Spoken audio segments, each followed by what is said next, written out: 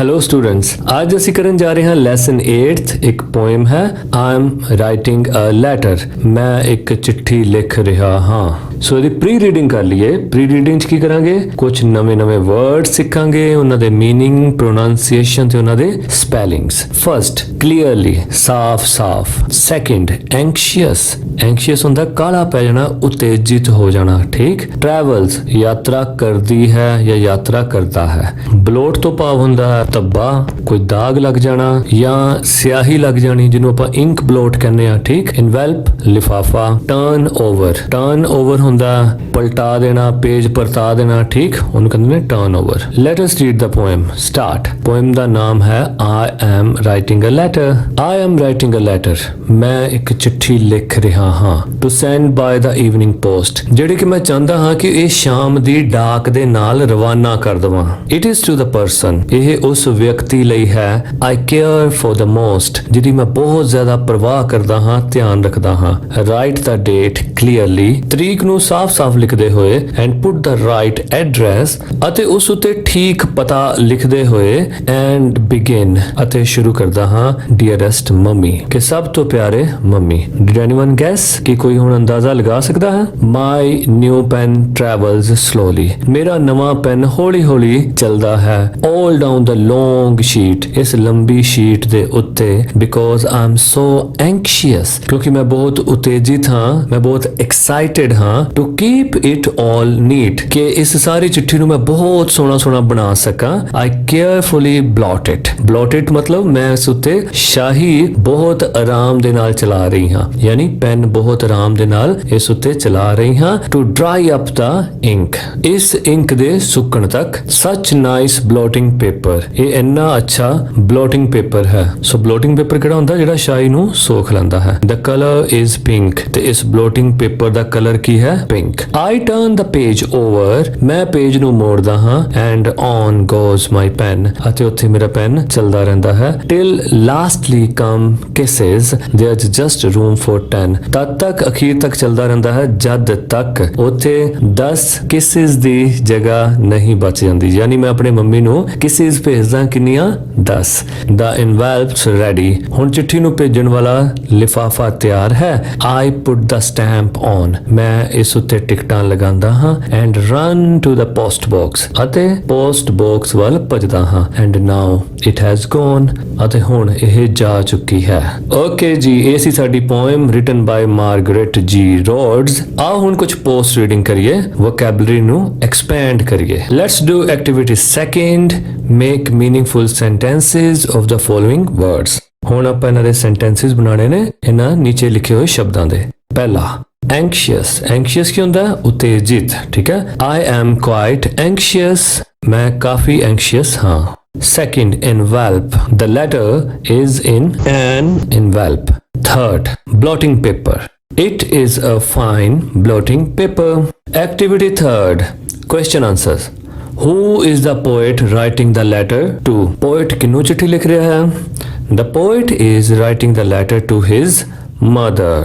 Second, what did the poet write on the envelope? Envelope ਦੇ ਉੱਤੇ poet ਨੇ ਕੀ ਲਿਖਿਆ? The poet wrote the address on the envelope। Third, why was the poet anxious? Poet anxious क्यों सी? The poet was so anxious to write that letter all neat। Next, what is the meaning of my pen travels slowly? ਇਸ ਦਾ ਕੀ ਮਤਲਬ ਹੈ ਕਿ ਮੇਰਾ PAN ਹੌਲੀ-ਹੌਲੀ ਯਾਤਰਾ ਕਰਦਾ ਹੈ। The poet writes slowly। Fifth, what is the meaning of there's just room for 10? ਇਹਦਾ ਕੀ ਮਤਲਬ ਹੈ there's just room for 10? Room ਹੁੰਦੀ ਹੈ ਜਗ੍ਹਾ, ਕਿ ਉੱਥੇ ਸਿਰਫ 10 ਦੀ ਜਗ੍ਹਾ ਸੀ। The poet left the space for 10 kisses for his mother। Adverbs। ਸੋ ਉਸ ਤੋਂ ਪਹਿਲਾਂ ਸਾਨੂੰ ਇਹ ਪਤਾ ਹੋਵੇ ਕਿ verbs ਕੀ ਹੁੰਦੇ ਨੇ। ਵਰਬਸ ਹੁੰਦੀਆਂ ਕਿਰਿਆਵਾਂ, ਕੀਤਾ ਜਾਣ ਵਾਲਾ ਕੰਮ। ਤੇ ਐਡਜੈਕਟਿਵ ਕੀ ਹੁੰਦੇ ਆ? ਐਡਜੈਕਟਿਵ ਹੁੰਦੇ ਨੇ ਵਿਸ਼ੇਸ਼ਣ। ਜਦੋਂ ਅਸੀਂ ਕਿਸੇ ਵਿਅਕਤੀ, ਚੀਜ਼, ਜਗ੍ਹਾ ਆਦਿ ਦੀ ਕੋਈ ਵਿਸ਼ੇਸ਼ਤਾ ਦਸੀਏ ਕਿ ਉਹ ਚੰਗੀ ਹੈ, ਮਾੜੀ ਹੈ, ਵਧੀਆ ਹੈ, ਉੱਚਾ, ਲੰਮਾ, ਠੀਕ ਹੈ, ਉਹ ਸਾਰੇ ਕੀ ਹੁੰਦੇ ਨੇ? ਉਸ ਨਾਉਨ ਜਾਂ ਪ੍ਰੋਨਾਉਨ ਦੇ ਐਡਜੈਕਟਿਵ। ਸੋ ਜਦੋਂ ਅਸੀਂ ਕਿਸੇ ਵਰਬ ਦੀ ਤਾਰੀਫ ਕਰੀਏ, ਕਿਸੇ ਦੇ ਕੀਤੇ ਹੋਏ ਕੰਮ ਦੀ ਤਾਰੀਫ ਕਰੀਏ, ਉਹਨੂੰ ਆਪਾਂ ਕਹਾਂਗੇ ਐਡਵਰਬਸ। ਸੋ ਆਪਾਂ ਫਰਸਟ ਸੈਂਟੈਂਸ ਵਿੱਚ ਦੇਖਦੇ ਹਾਂ ਕਿ ਕਿਹੜਾ ਕੰਮ ਹੋਇਆ। ਫਰਸਟ, ਦ ਡੌਗ ਵਰਕਸ, ਕੁੱਤਾ ਕੰਮ ਕਰਦਾ ਹੈ। ਓਕੇ, ਸੋ ਵਰਕਸ ਕੀ ਹੋ ਗਿਆ? ਕੰਮ ਕਰਦਾ। ਕਿਸ ਤਰ੍ਹਾਂ ਕੰਮ ਕਰਦਾ? ਫੇਥਫੁਲੀ, ਵਫਾਦਾਰੀ ਨਾਲ। ਠੀਕ, ਸੋ ਇਹ ਕੁੱਤੇ ਦੀ ਤਾਰੀਫ ਨਹੀਂ ਹੈ, ਕੁੱਤੇ ਦੇ ਕੰਮ ਦੀ ਤਾਰੀਫ ਹੈ, ਇਸ ਕਰਕੇ ਫੇਥਫੁਲੀ ਕੀ ਹੋ ਗਿਆ? Adverb. The dog works faithfully for his master. Second, we can not see, ਅਸੀਂ ਨਹੀਂ ਦੇਖ ਸਕਦੇ। Clearly, ਸਾਫ਼-ਸਾਫ਼। Okay,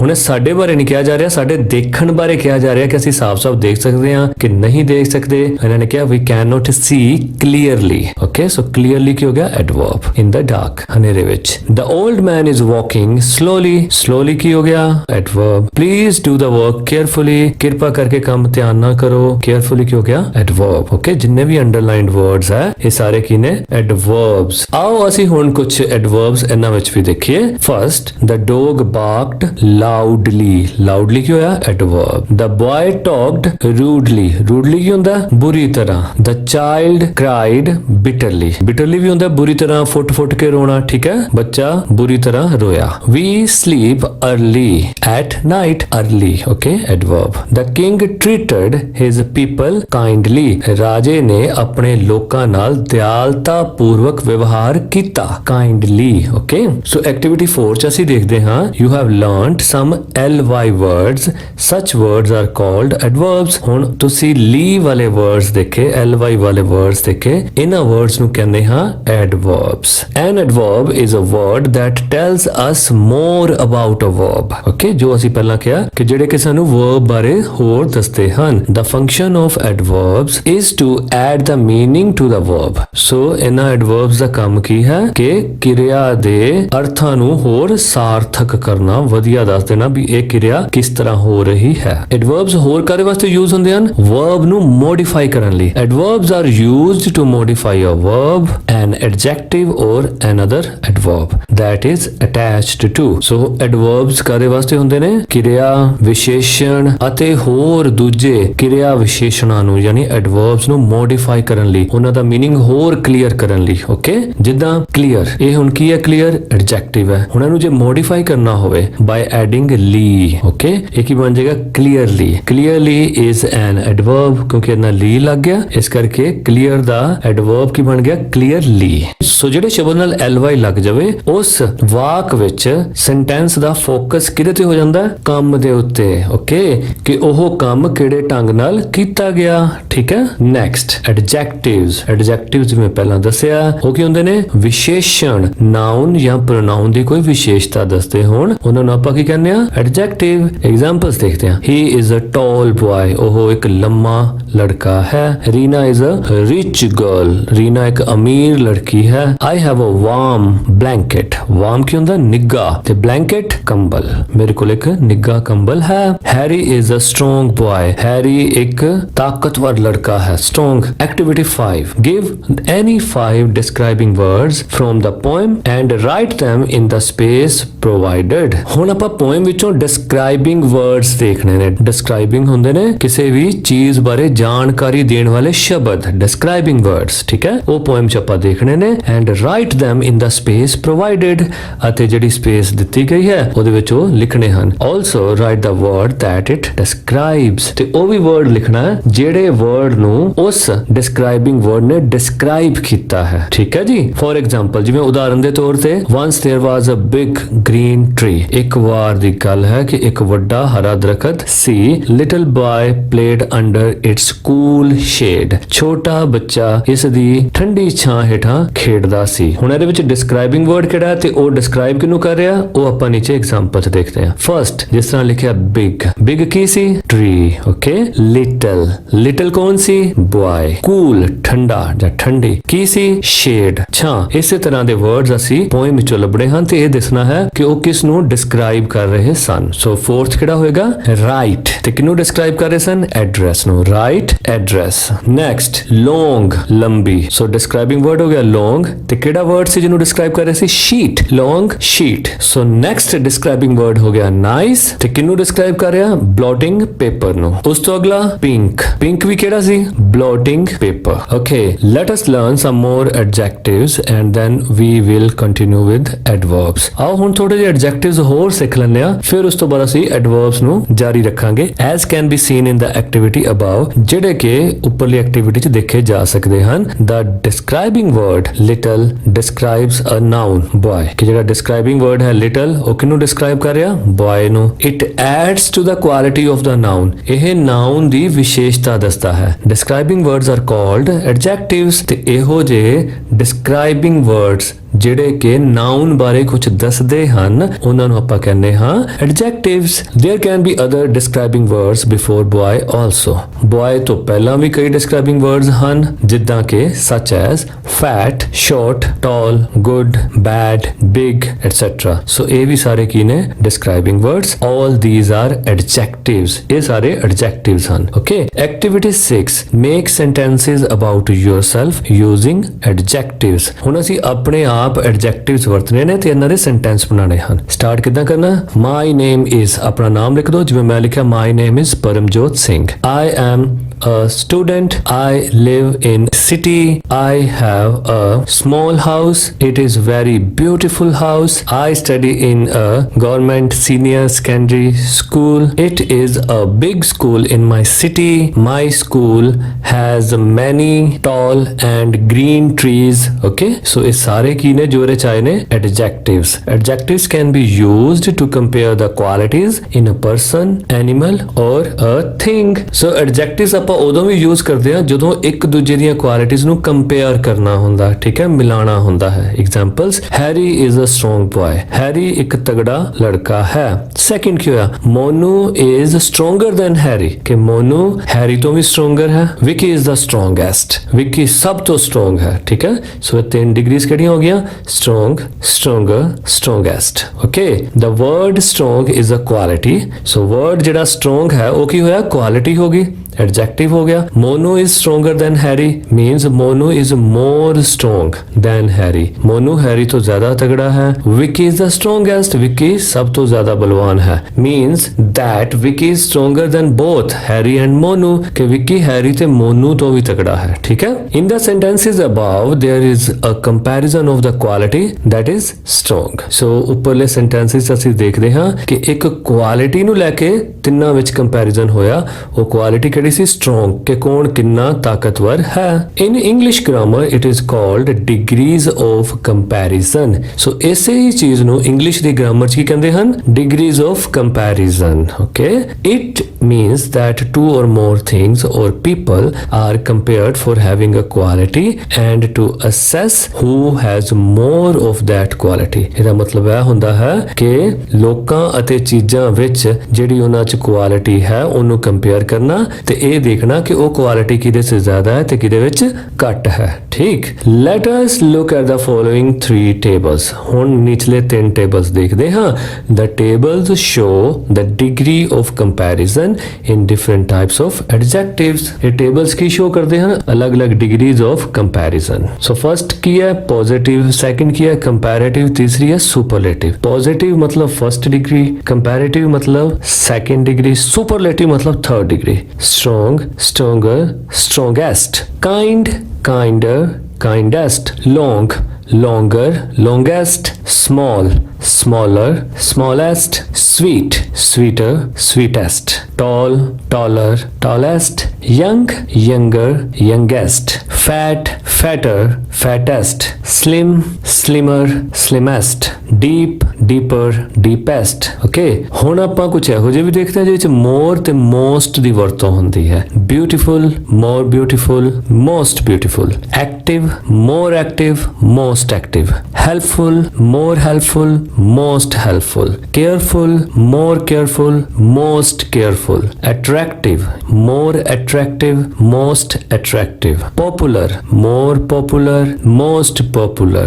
faithful, more faithful, most faithful। famous, more famous, most famous, difficult, more difficult, most difficult, intelligent, more intelligent, most intelligent, polite, polite ਹੁੰਦਾ ਨਿਮਰਤਾ ਰੱਖਣ ਵਾਲਾ, more polite, most polite। ਹੁਣ ਕੁਝ ਇਹੋ ਜਿਹੀਆਂ ਡਿਗਰੀਜ਼ ਦੇਖਦੇ ਹਾਂ ਜੋ ਕਿ ਆਪਸ ਵਿੱਚ ਮੇਲ ਨਹੀਂ ਖਾਂਦੀਆਂ, ਜਿੱਦਾਂ bad, worse, worst, bad ਹੁੰਦਾ ਬੁਰਾ, worse ਹੁੰਦਾ ਉਸ ਤੋਂ ਬੁਰਾ, worst ਸਭ ਤੋਂ ਬੁਰਾ, good, better, best, far, far ਹੁੰਦਾ ਦੂਰ, farther, farthest, little, less, least, much ज़्यादा, more ਉਸ ਤੋਂ ज़्यादा, most ਸਭ ਤੋਂ ज़्यादा, some, more, most, many, more, most। okay, so A C degrees of adjective। Here are some sentences making comparisons between two things।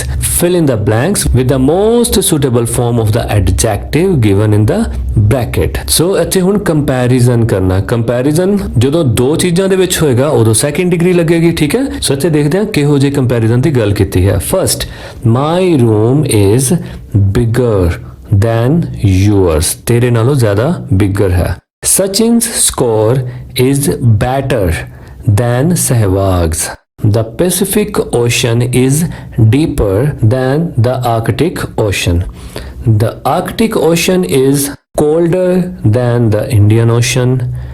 Ravi is more polite than Sunny। My sister is taller than me।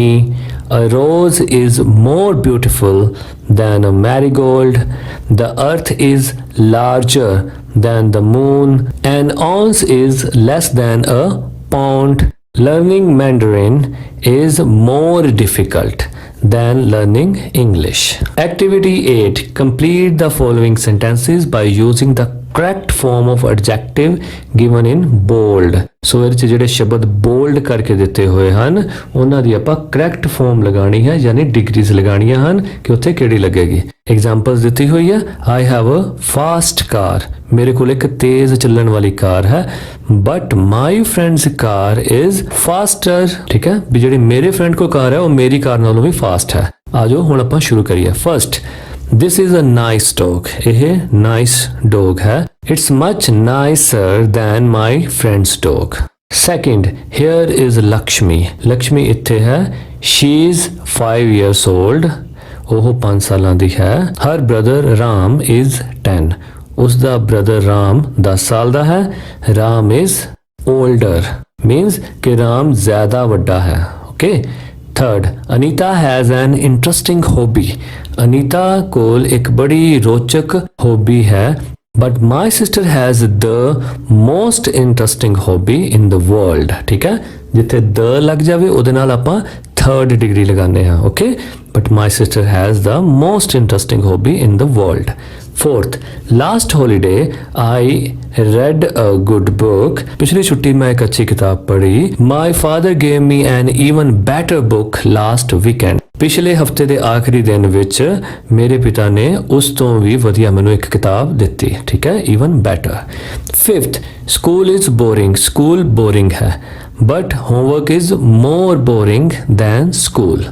Skateboarding is a dangerous hobby। Skateboarding एक खतरनाक शौक है। Bungee jumping is more dangerous than skateboarding. Okay, this magazine is cheap. ये magazine cheap है, सस्ता है, but that one is cheaper, पर वो इस तो भी सस्ता है। Eighth, we live in a small house. ਅਸੀਂ ਇੱਕ ਛੋਟੇ ਘਰ ਵਿੱਚ ਰਹਿੰਦੇ ਹਾਂ, but my grandparents house is even smaller than ours. ਪਰ ਸਾਡੇ ਦਾਦਾ ਦਾਦੀ ਜੀ ਦਾ ਘਰ ਇਸ ਤੋਂ ਵੀ ਛੋਟਾ ਹੈ। ਓਕੇ ਜੀ, ਨਾਓ ਬੈਕ ਟੂ ਦਾ ਐਡਵਰਬਸ। ਹੁਣ ਆਪਾਂ ਕਾਫੀ ਐਡਜੈਕਟਿਵਸ ਕਰ ਲਏ, ਕਿਉਂਕਿ ਐਡਜੈਕਟਿਵਸ ਜਦ ਤੱਕ ਨਾ ਆਉਂਦੇ ਹੋਣ ਤੇ ਐਡਵਰਬ ਦੀ ਸਾਨੂੰ ਅੱਛੀ ਤਰ੍ਹਾਂ ਸਮਝ ਨਹੀਂ ਆ ਸਕਦੀ। ਓਕੇ, ਵੈਨ ਐਨ ਐਡਵਰਬ ਮੋਡੀਫਾਈਜ਼ ਅ ਵਰਬ। ਜਦੋਂ ਇੱਕ ਐਡਵਰਬ ਕਿਸੇ ਕਿਰਿਆ ਨੂੰ ਹੋਰ ਮੋਡੀਫਾਈ ਕਰਦਾ ਹੈ, ਹੋਰ ਸਾਰਥਕ ਕਰਦਾ ਹੈ, ਉਸ ਦੇ ਅਰਥ ਹੋਰ ਸਪਸ਼ਟ ਕਰਦਾ ਹੈ, ਇਟ ਯੂਜ਼ਲੀ ਟੈਲਸ ਅਸ, ਇਹ ਆਮ ਕਰਕੇ ਸਾਨੂੰ ਦੱਸਦਾ ਹੈ ਹਾਊ, ਕਿ ਇਹ ਕਿਰਿਆ ਕਿੱਦਾਂ ਹੋਈ, ਵੈਨ ਕਦੋਂ ਹੋਈ, ਵੇਅਰ ਕਿੱਥੇ ਹੋਈ, ਹਾਊ ਓਫਨ ਕਿੰਨੀ ਕੁ ਵਾਰੀ ਹੁੰਦੀ ਹੈ, and how much the action is performed, ਤੇ ਉਹ ਵਾਲਾ ਐਕਸ਼ਨ ਕਿੰਨੀ ਕੁ ਮਿਕਦਾਰ ਵਿੱਚ ਹੋਇਆ। here are some examples of adverbs modifying verbs। ਇੱਥੇ ਕੁਝ ਐਗਜ਼ਾਮਪਲਸ ਹਨ ਜਿਹੜੀਆਂ ਕਿ verb ਨੂੰ modify ਕਰ ਰਹੀਆਂ ਹਨ, ਦੱਸ ਰਹੀਆਂ ਹਨ ਕਿ ਇਹ verb ਕਿੱਦਾਂ ਹੋਇਆ। ਸੋ ਫਸਟ ਹੈ how। ਹੁਣ ਜਿਹੜਾ ਸੈਂਟੈਂਸ ਅਸੀਂ ਪੜਾਂਗੇ ਉਹਦੇ ਵਿੱਚ ਸ਼ੋ ਹੋ ਰਿਹਾ ਹੋਏਗਾ ਕਿ ਇਹ ਕੰਮ ਕਿਵੇਂ ਹੋਇਆ।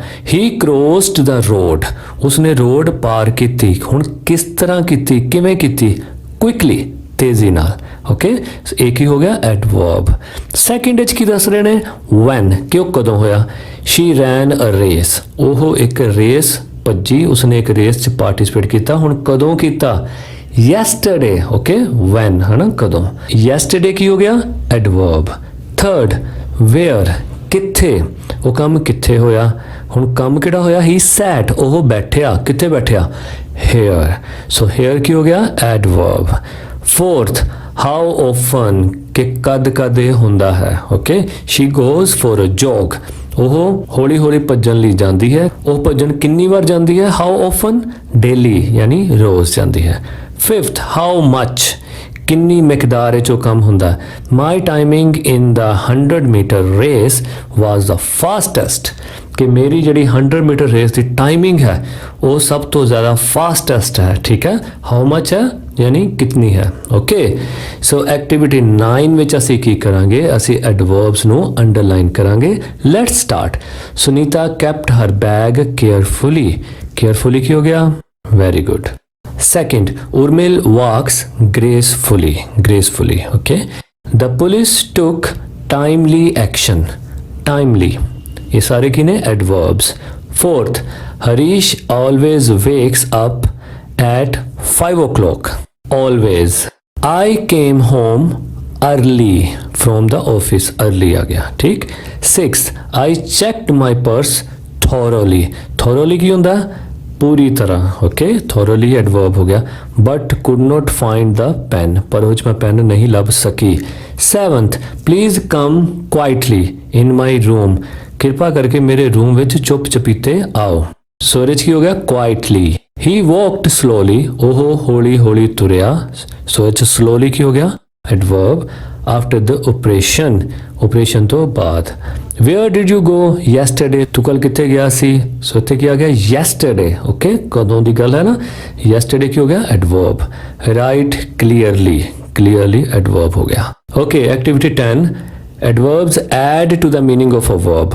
ਇਹ ਤਾਂ ਆਪਾਂ ਦੇਖ ਲਿਆ ਕਿ ਇਹ ਵਰਬ ਦੇ ਵਿੱਚ ਮੀਨਿੰਗਸ ਨੂੰ ਹੋਰ ਐਡ ਕਰਦਾ ਹੈ। ਠੀਕ ਹੈ, right in the space provided the verb and the adverb in each sentence in activity 9. The first one is given as an example. ਹੁਣ ਕਹਿੰਦੇ ਜਿਹੜੀ activity 9 ਚ ਤੁਸੀਂ ਦੇਖਿਆ ਉਹਦੇ ਵਿੱਚ verb ਲੱਭੋ ਤੇ ਉਹਦੇ adverb ਉਹਨਾਂ ਨੂੰ ਅਲੱਗ-ਅਲੱਗ ਕਰੋ। ਪਹਿਲਾ ਕਹਿੰਦੇ ਅਸੀਂ ਤੁਹਾਡੇ ਲਈ ਕਰਤਾ ਜਿੱਦਾਂ kept ਤੇ adverb ਕਿਹੜਾ ਸੀ ਉਹਦੇ ਨਾਲ? carefully। ਤੇ second ਵਿੱਚ ਕੀ ਆਇਆ? walks gracefully। third took timely, wakes always, came early, checked thoroughly, come quietly, walked slowly, go yesterday. Okay ji, activity 11. The poem is about writing a letter.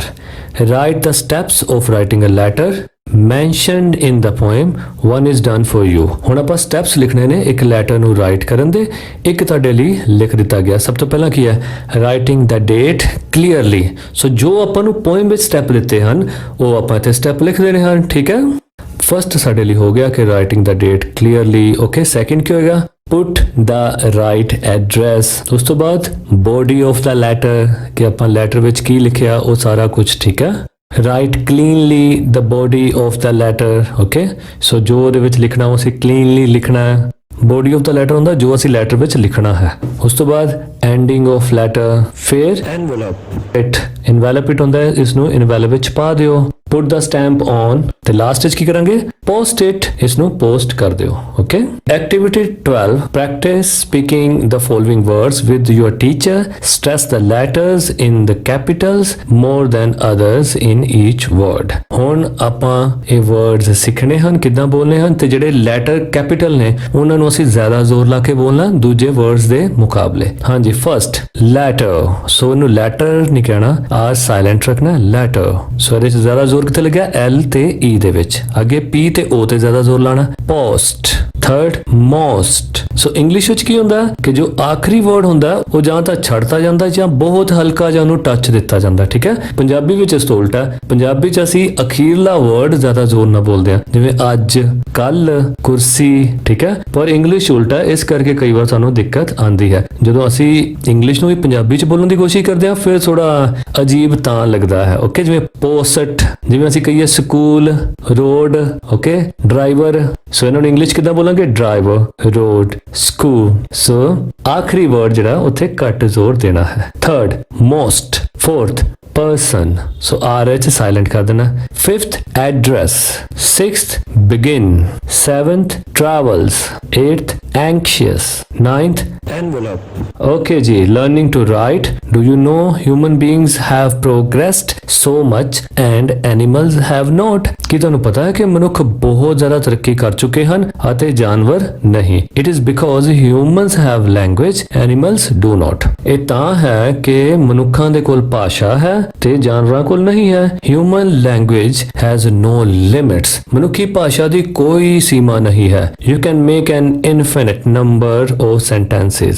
Infinite ਹੁੰਦਾ ਅਣਗਿਣਤ, ਠੀਕ ਹੈ। ਤੁਸੀਂ ਅਣਗਿਣਤ ਵਾਕ ਇਸ ਨਾਲ ਬਣਾ ਸਕਦੇ ਹੋ। Animal language is limited। ਜਾਨਵਰਾਂ ਦੀ ਭਾਸ਼ਾ ਬੜੀ ਸੀਮਤ ਹੈ। We use language for talking, reading, writing and listening। ਅਸੀਂ ਭਾਸ਼ਾ ਦਾ ਇਸਤੇਮਾਲ ਬੋਲਣ ਵਿੱਚ, ਪੜ੍ਹਨ ਵਿੱਚ, ਲਿਖਣ ਵਿੱਚ ਅਤੇ ਸੁਣਨ ਵਿੱਚ ਕਰਦੇ ਹਾਂ। We should keep trying to speak well and write well। ਸੋ ਸਾਨੂੰ ਭਾਸ਼ਾ ਨੂੰ ਵਧੀਆ ਬੋਲਣ ਅਤੇ ਲਿਖਣ ਲਈ ਹਮੇਸ਼ਾ ਕੋਸ਼ਿਸ਼ ਕਰਦੇ ਰਹਿਣਾ ਚਾਹੀਦਾ ਹੈ। Let us do an activity of using the language। Let us write a message। ਆਓ ਅਸੀਂ ਭਾਸ਼ਾ ਨੂੰ ਵਰਤਣ ਦੀ ਇੱਕ ਹੋਰ ਐਕਟੀਵਿਟੀ ਕਰੀਏ। Let us write a message। ਇੱਕ ਮੈਸੇਜ ਲਿਖੀਏ। What is message? ਮੈਸੇਜ ਕੀ ਹੁੰਦਾ ਹੈ? A message is short। Message ਛੋਟਾ ਹੁੰਦਾ ਹੈ। It has information for someone। ਇਸ ਵਿੱਚ ਕਿਸੇ ਲਈ ਇਨਫੋਰਮੇਸ਼ਨ ਹੁੰਦੀ ਹੈ। These days we can use mobile phones to talk। ਅੱਜ ਕੱਲ ਅਸੀਂ ਮੋਬਾਈਲ ਫੋਨ ਵਰਤਦੇ ਹਾਂ ਗੱਲਬਾਤ ਕਰਨ ਲਈ। But it is still important to know how to write a brief message। ਪਰ ਫਿਰ ਵੀ ਇਹ ਬਹੁਤ ਮਹੱਤਵਪੂਰਨ ਹੈ ਇਹ ਜਾਣਨਾ ਕਿ ਇੱਕ ਛੋਟਾ ਮੈਸੇਜ, ਸੰਖੇਪ ਮੈਸੇਜ, ਸੁਨੇਹਾ ਕਿੱਦਾਂ ਲਿਖੀਦਾ ਹੈ। Important points to remember. ਯਾਦ ਰੱਖਣ ਯੋਗ ਮਹੱਤਵਪੂਰਨ ਤੱਥ। ਫਸਟ ਕੀ ਹੈ? Place the message within a box. So ਜਦੋਂ ਮੈਸੇਜ ਲਿਖਣਾ ਤਾਂ ਇੱਕ ਬਾਕਸ ਦੇ ਵਿੱਚ ਲਿਖਣਾ। ਸੈਕਿੰਡ ਕੀ ਹੈ? Do not right the address of the sander ਔਰ ਦਾ ਰਿਸੀਵਰ। ਉਸ ਮੈਸੇਜ ਵਿੱਚ ਕੋਈ ਐਡਰੈਸ ਨਹੀਂ ਲਿਖਣਾ, ਨਾ ਭੇਜਣ ਵਾਲੇ ਦਾ ਤੇ ਨਾ ਹੀ ਪ੍ਰਾਪਤ ਕਰਨ ਵਾਲੇ ਦਾ। Third, do not exceed the word limit of 50 words. ਉਹ ਮੈਸੇਜ 50 ਸ਼ਬਦਾਂ ਤੋਂ ਜ਼ਿਆਦਾ ਨਹੀਂ ਹੋਣਾ ਚਾਹੀਦਾ। Fourth, mention the time and date of the message. ਉਹਦੇ ਵਿੱਚ ਟਾਈਮ ਲਿਖੋ ਤੇ ਡੇਟ ਲਿਖੋ ਜਦੋਂ ਮੈਸੇਜ ਲਿਖਣਾ ਹੈ। Begin with a brief salutation. Salutation ਹੁੰਦਾ ਅਭਿਵਾਦਨ ਕਰਨਾ, ਕੋਈ ਚੀਜ਼ ਦੀ ਸ਼ੁਰੂਆਤ ਕਰਨਾ। ਇੱਕ ਛੋਟੇ ਜਿਹੇ ਅਭਿਵਾਦਨ ਦੇ ਨਾਲ ਉਹਦੀ ਸ਼ੁਰੂਆਤ ਕਰੋ। ਸਿਕਸਥ, ਰਾਈਟ ਇਨ ਦਾ ਰਿਪੋਰਟਡ ਸਪੀਚ। ਤੇ ਉਸ ਨੂੰ ਰਿਪੋਰਟਡ ਸਪੀਚ ਵਿੱਚ ਲਿਖਣਾ, ਯਾਨੀ ਡਾਇਰੈਕਟ ਲਿਖਣਾ, ਇਨਡਾਇਰੈਕਟ ਸਪੀਚ ਵਿੱਚ ਨਹੀਂ ਲਿਖਣਾ ਵੀ ਤੁਸੀਂ ਸਿੱਧੀਆਂ ਗੱਲਾਂ ਆਪਣੇ ਥਰੂ ਕਹਿਣੀਆਂ ਹਨ। Okay. Seventh, write only the essential points. ਸਿਰਫ ਜ਼ਰੂਰੀ ਪੁਆਇੰਟਸ ਲਿਖਣੇ ਹਨ। Do not add anything extra. ਵਾਧੂ ਕੋਈ ਵੀ ਚੀਜ਼ ਐਡ ਨਹੀਂ ਕਰਨੀ। You can use abbreviations and symbols. Abbreviations ਕੀ ਹੁੰਦੇ ਨੇ? ਜਦੋਂ ਅਸੀਂ ਕਿਸੇ ਵੱਡੇ ਸ਼ਬਦ ਨੂੰ ਛੋਟਾ ਕਰਕੇ ਲਿਖ ਦਿੰਦੇ ਹਾਂ, ਓਕੇ, ਉਹਨੂੰ ਕਹਿੰਦੇ ਨੇ ਐਬਰੀਵੇਸ਼ਨ। ਅਸੀਂ ਐਬਰੀਵੇਸ਼ਨਸ ਵੀ ਲਿਖ ਸਕਦੇ ਹਾਂ ਤੇ ਸਿੰਬਲਸ ਵੀ ਲਿਖ ਸਕਦੇ ਹਾਂ, ਯਾਨੀ ਸੰਕੇਤ ਵੀ ਲਿਖ ਸਕਦੇ ਹਾਂ। Right your name at the end of the message. ਉਸ ਮੈਸੇਜ ਦੇ ਅਖੀਰ ਵਿੱਚ ਆਪਣਾ ਨਾਮ ਲਿਖਣਾ ਹੈ। Keep it informal. ਇਸ ਨੂੰ ਪੂਰਾ ਸੂਚਨਾ ਦੇਣ ਵਾਲਾ ਬਣਾਉਣਾ ਚਾਹੀਦਾ ਹੈ। ਸੋ ਇਹ ਦਾ ਫਾਰਮੈਟ ਹੈ ਜਿਹਦੇ ਵਿੱਚ ਸਭ ਤੋਂ ਪਹਿਲਾਂ ਉੱਪਰ ਲਿਖਿਆ ਹੋਗਾ ਮੈਸੇਜ ਪੂਰੇ ਕੈਪੀਟਲਸ ਵਿੱਚ, ਡੇਟ ਲਿਖੀ ਹੋਗੀ ਲੈਫਟ ਸਾਈਡ ਤੇ, ਰਾਈਟ ਸਾਈਡ ਤੇ ਟਾਈਮ ਲਿਖਿਆ ਹੋਏਗਾ, ਫਿਰ ਸੈਲੂਟੇਸ਼ਨ ਹੋਏਗਾ, ਓਕੇ, ਕਿਸੇ ਨੂੰ ਵੀ ਆਪਾਂ ਅਭਿਵਾਦਨ ਕਰਦੇ ਹਾਂ। ਕੰਟੈਂਟ ਹੋਏਗਾ ਨੋਟ ਮੋਰ ਦੈਨ 50 ਵਰਡਸ। ਇਹ ਸਾਰਾ ਕੰਟੈਂਟ ਜਿਹੜਾ ਹੈ 50 ਵਰਡਸ ਤੋਂ ਜ਼ਿਆਦਾ ਨਹੀਂ ਹੋਣਾ ਚਾਹੀਦਾ। ਅਖੀਰ ਤੇ ਆਪਾਂ ਕੀ ਲਿਖਾਂਗੇ? Name, okay. Activity 13, let us read a telephonic conversation between Navneet and Vinita. Navneet ਅਤੇ ਵਿਨੀਤਾ ਦੇ ਵਿੱਚ ਇੱਕ ਟੈਲੀਫੋਨਿਕ ਕਨਵਰਸੇਸ਼ਨ ਹੋਈ ਹੈ, ਉਹਨੂੰ ਅਸੀਂ ਪੜ੍ਹਦੇ ਹਾਂ। ਨਵਨੀਤ ਕੀ ਕਹਿੰਦੀ ਹੈ? Hello, is that 2626068? ਕੀ ਇਹ 26266068 ਨੰਬਰ ਹੈ? ਵਿਨੀਤਾ ਕੀ ਜਵਾਬ ਦਿੰਦੀ? Yes. Navneet, am I talking to Harneet? ਕੀ ਮੈਂ ਹਰਨੀਤ ਨਾਲ ਗੱਲ ਕਰ ਰਹੀ ਹਾਂ? Vinita, may I know who is calling? ਕੀ ਮੈਂ ਜਾਣ ਸਕਦੀ ਹਾਂ ਕਿ ਕੌਣ ਗੱਲ ਕਰ ਰਿਹਾ? I am Navneet. ਨਵਨੀਤ, ਮੈਂ ਨਵਨੀਤ ਹਾਂ। I study in the same college as Harneet. Is she there? ਮੈਂ ਨਵਨੀਤ ਹਾਂ ਤੇ ਮੈਂ ਹਰਨੀਤ ਦੇ ਕਾਲਜ ਹੀ ਪੜ੍ਹਦੀ ਹਾਂ। ਕੀ ਹਰਨੀਤ ਇੱਥੇ ਹੈ? Vinita, No, she has gone to the market। ਨਹੀਂ, ਉਹ ਮਾਰਕੀਟ ਗਈ ਹੋਈ ਹੈ। Why don't you call her on her mobile? ਤੂੰ ਉਸਦੇ ਮੋਬਾਈਲ ਤੇ ਕਿਉਂ ਨਹੀਂ ਫੋਨ ਕਰਦੀ? ਨਵਨੀਤ, I tried, ਮੈਂ ਕੋਸ਼ਿਸ਼ ਕੀਤੀ, but it was not reachable, ਪਰ ਇਹ ਪਹੁੰਚ ਤੋਂ ਬਾਹਰ ਸੀ। I need to give her a message, ਮੈਂ ਉਸਨੂੰ ਇੱਕ ਸੁਨੇਹਾ ਦੇਣਾ ਚਾਹੁੰਦੀ ਹਾਂ। Vinita, You can give me the message। Vinita ਕਹਿੰਦੀ ਤੂੰ ਮੈਨੂੰ ਮੈਸੇਜ ਦੇ ਸਕਦੀ ਹੈ। Navneet, Tell her that the trip for tomorrow has been postponed। ਉਸਨੂੰ ਕਹਿ ਦੇਣਾ ਕਿ ਕੱਲ ਜਿਹੜਾ ਜਾਣ ਵਾਲਾ ਟ੍ਰਿਪ ਸੀ ਉਹ ਪੋਸਟਪੋਨਡ ਹੋ ਗਿਆ, ਯਾਨੀ ਉਹਦੀ ਤਰੀਕ ਅੱਗੇ ਪੈ ਗਈ ਹੈ। And she must come ready for regular classes, ਤੇ ਇਸ ਕਰਕੇ ਉਹ ਕਾਲਜ ਆਪਣੀਆਂ ਰੈਗੂਲਰ ਕਲਾਸਿਸ ਲਗਾਉਣ ਹੀ ਆਵੇ, ਟ੍ਰਿਪ ਤੇ ਜਾਣ ਲਈ ਨਾ ਆਵੇ। Vinita, I will tell her। ਠੀਕ ਹੈ, ਮੈਂ ਉਹਨੂੰ ਕਹਿ ਦਵਾਂਗੀ। Navneet, Thank you। Okay ਜੀ। Vanita has to go to her friend's house, so she writes the message for Harneet and posts on the refrigerator। ਹੁਣ ਵਨੀਤਾ ਨੇ ਨਵਨੀਤ ਕੋਲੋਂ ਮੈਸੇਜ ਸੁਣ ਲਿਆ, ਪਰ ਵਨੀਤਾ ਨੇ ਕੀ ਕਰਨਾ ਸੀ? ਆਪਣੇ ਫਰੈਂਡ ਦੇ ਘਰ ਜਾਣਾ ਸੀ। ਫਿਰ ਉਸਨੇ ਕੀ ਕੀਤਾ? ਇੱਕ ਮੈਸੇਜ ਲਿਖ ਦਿੱਤਾ ਤੇ ਰੈਫ੍ਰਿਜਰੇਟਰ ਦੇ ਉੱਤੇ ਰੱਖਤਾ, ਫ੍ਰਿਜ ਦੇ ਉੱਤੇ ਰੱਖਤਾ। ਠੀਕ ਹੈ, ਮੈਸੇਜ ਉਹ ਕਿੱਦਾਂ ਲਿਖਿਆ? ਆਓ ਆਪਾਂ ਦੇਖਦੇ ਹਾਂ। ਸਭ ਤੋਂ ਪਹਿਲਾਂ ਮੈਸੇਜ, ਲੈਫਟ ਸਾਈਡ ਤੇ ਡੇਟ, ਰਾਈਟ ਸਾਈਡ ਤੇ time. Hello Harneet, Navneet called to tell you that your college trip has been postponed and there will be regular classes tomorrow।